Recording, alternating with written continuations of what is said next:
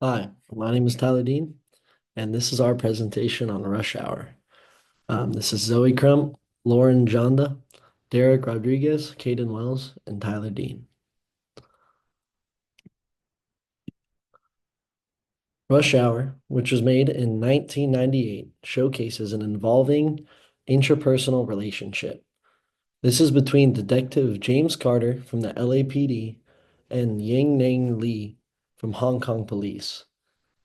These unwilling and mismatched detectives are forced to work a high-profile case together.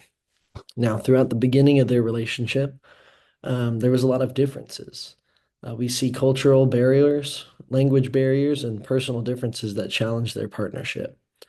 Their interactions total illustrate different communication theories, such as the attribution theory, face negotiation, and the social penetration. Throughout their journey, Lee and Carter struggle with the language barrier and cultural differences. Carter assumes Lee doesn't speak English and treats him arrogantly. He treats him mean, he's joking around, he thinks he's an incompetent foreigner. And on the other side, Lee remains silent, reinforcing Carter's assumption of his character. Over time, they adjust their perceptions through effective communication and shared challenges. This demonstrates how communication can bridge cultural gaps and build relationships.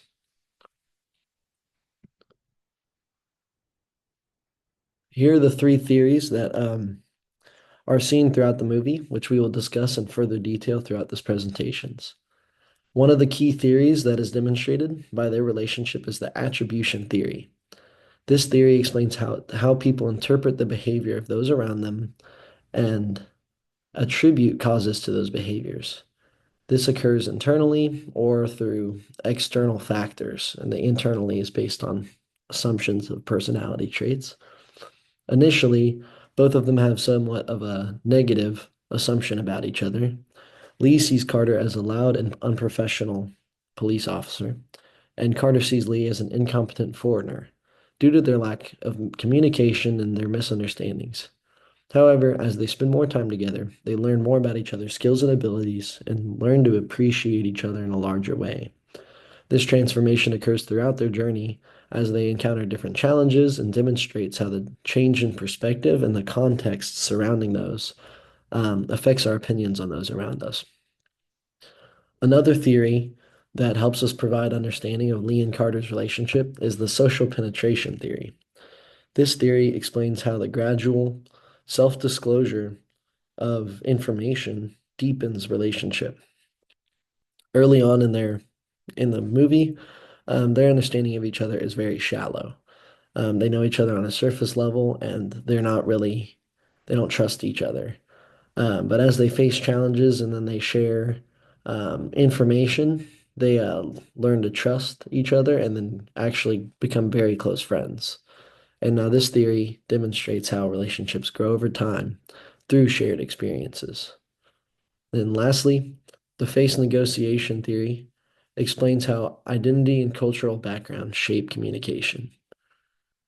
Um, Lee and Carter's interactions reflect different cultural expectations. Within each of their own perceptions, they're also trying to keep in mind their own culture and the expectations of those of what it means, what's acceptable to them and what's acceptable of other people. And throughout this process in this movie, they adapt and learn to communicate despite their initial misunderstandings. As a result, their mutual respect grows as they understand each other's cultures more. Overall, Rush Hour provides a great example of how interpersonal communication um, can close cultural and personal boundaries or differences. Their journey as unwilling coworkers to close friends shows the power of communications. And throughout the rest of this analysis, we will explore these theories in greater detail, providing examples from the movie to demonstrate their importance. Thank you.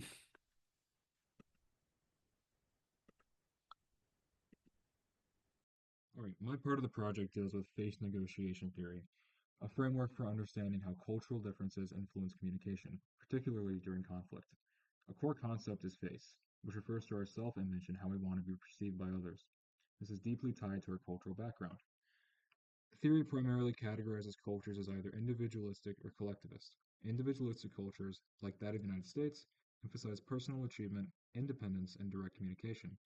Collectivist cultures, such as Hong Kong's, prioritize group harmony, interdependence, and indirect communication. These cultural orientations significantly impact what it means to save face in an individualistic context. Saving face might involve asserting oneself and maintaining control. In a collectivist culture or a collectivist context, it often means to avoid direct confrontation and preserving group harmony. Another key aspect of face negotiations theory is the distinction between high context and low context communication. Low context cultures rely heavily on explicit verbal communication. Meaning is conveyed primarily through words, while high context cultures place greater emphasis on nonverbal cues, shared understanding, and the overall situation. Much of the meaning is implied rather than directly stated. These differences become particularly apparent during conflict. Individuals from individualistic cultures tend to adopt a dominating conflict style. They are more likely to be direct, assertive, and focused on achieving their personal goals, while conversely, individuals from collectivist cultures often favor an avoiding style. They prioritize maintaining relationships and avoiding direct confrontation, often choosing to withdraw or de escalate the situation. The film Rush Hour provides a practical illustration of these concepts. The characters Carter and Lee, from the US and Hong Kong respectively, embody these contrasting cultural approaches. In their initial meeting at the airport, Carter's loud and direct communication and exaggerated gestures exemplify a low context approach. He assumes that Lee doesn't understand English and relies heavily on verbal commands. Lee, operating within a high context framework, remains quiet and observant, picking up on subtle cues. Later, when Lee attempts to reach the Chinese consulate and Carter tries to prevent him, their conflict styles clash. Carter is direct and confrontational, even drawing his weapon and showcasing a dominant approach, typical of individualistic cultures. Lee, in contrast, tries to evade Carter, avoiding direct engagement, which reflects the conflict avoidant tendencies of collectivist cultures. He does not attempt to escalate, but instead to avoid. Carter also has a separate agenda during the scene, so while he's dealing with Lee, he's also dealing with his own problems. Um, these interactions highlight how different cultural understandings of face and preferred communication styles can lead to misunderstandings and conflict. And face negotiation theory offers a valuable lens for analyzing and understanding these dynamics. So this is the scene where they first meet, which I think provides a perfect example on how individualistic cultures operate within a low context framework, and they, sort of display a more dominating attitude towards the person they have a conflict with.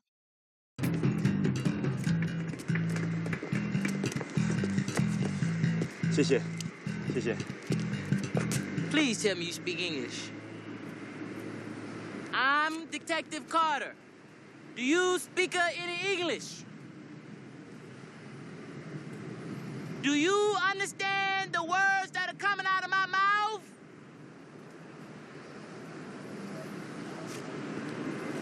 So if you see right there, Carter is very much trying to communicate with a lot of verbal emphasis. He's pointing to his mouth, doing a lot of non-subtle gestures, while Lee more or less communicates through subtleties.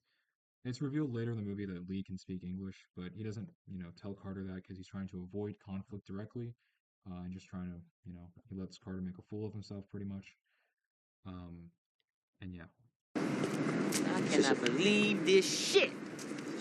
First I get a bullshit assignment, now Mr. Rice-A-Roni don't even speak American. Come on, man, my ride over here. Put your bag in the back.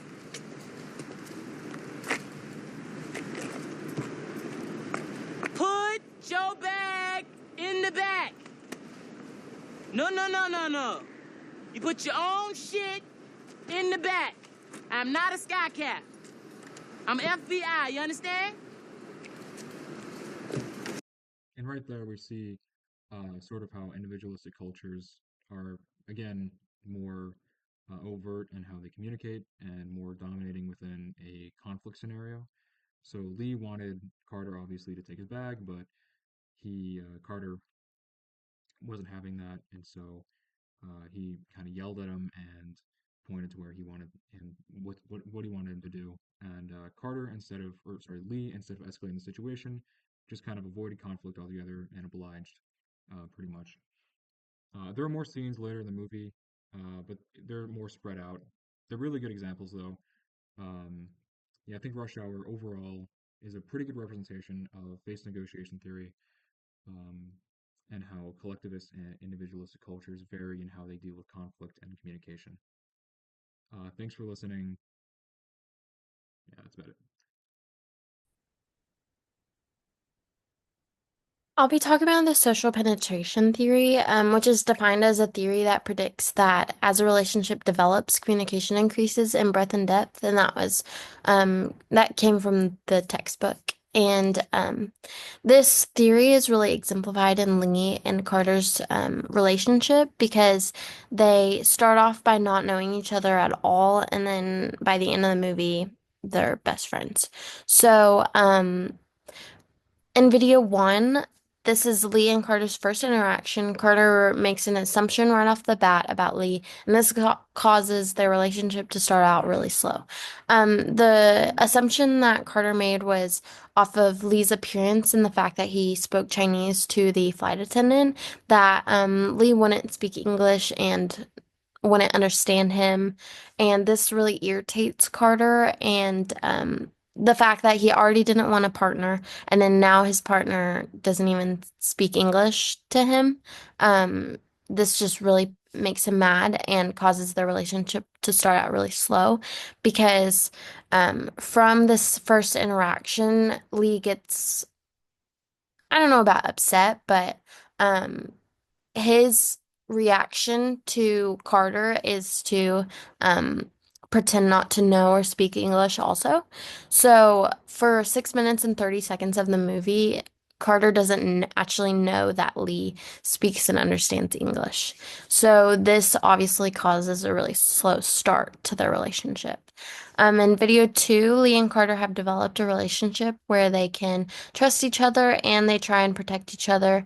The whole movie is about Lee and Carter working together to find a kidnapper who kidnapped a little girl.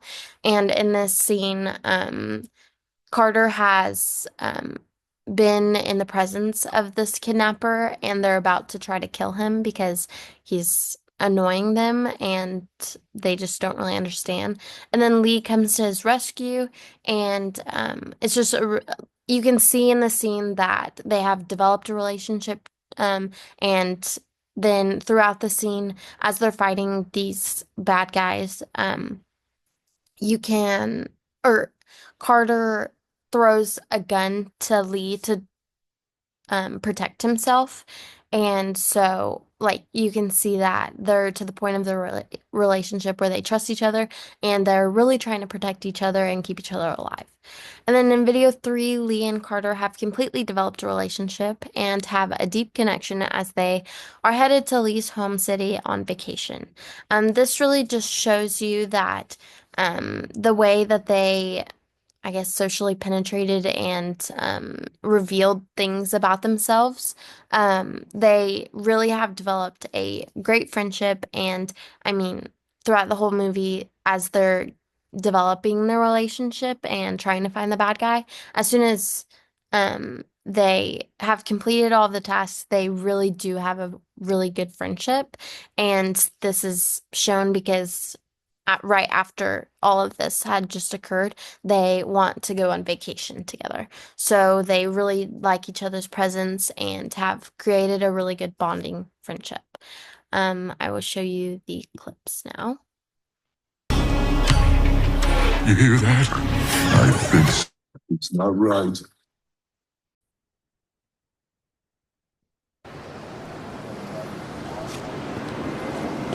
I cannot believe this shit. First I get a bullshit assignment, now Mr. Rice-A-Roni don't even speak American.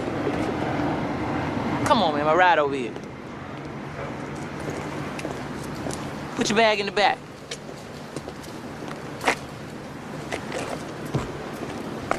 Put your bag in the back. No, no, no, no, no. You put your own shit in the back. I'm not a sky cap. I'm FBI, you understand? The hell you think this is?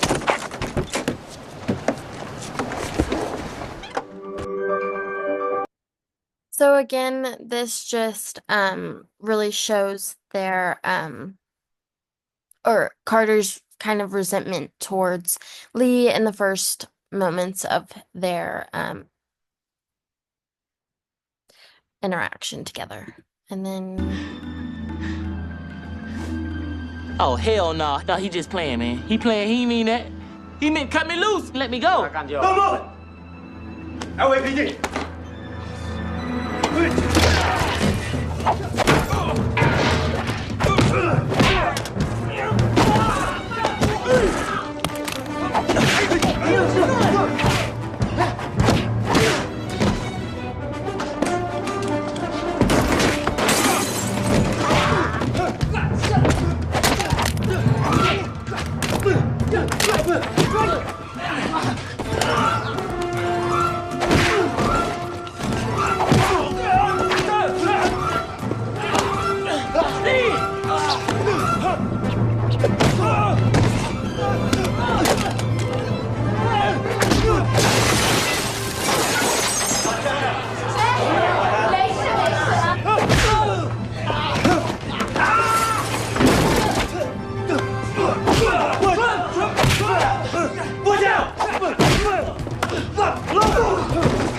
Behind you!